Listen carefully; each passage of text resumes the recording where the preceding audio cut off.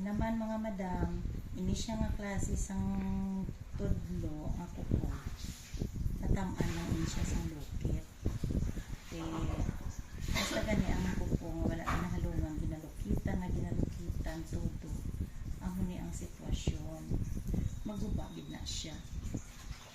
May bilin ini siya nga kuko sa silod. Amo na ang ginakuha ko.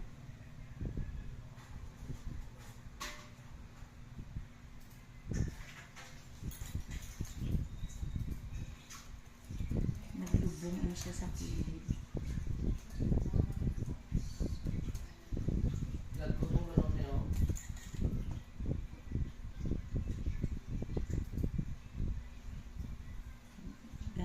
Sampaw ang dead skin kat ang ingrown. Pero wala ko gagamit sang poser.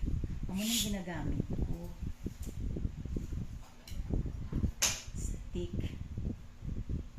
Kanina butong kay dugay di siya makakas. Tungod kay nasupot siya sa sudod, mga madam.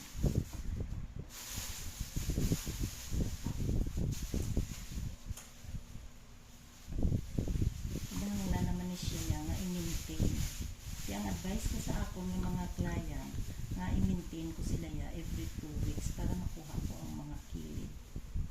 Ining nagalubong. Kaya damo-damo.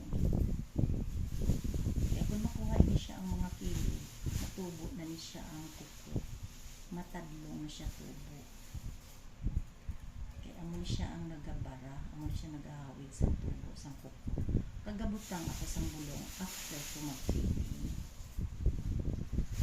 Napalangga ko niya ang aking client. Kami ang source ang aking pagkain. Kaya mo na ang kinanglan ko sila yan ay take care ang ilang mga kuko. Ay kung ang tao wala kuko, wala kwarta ang manicurista, hindi ba? Okay, bye-bye.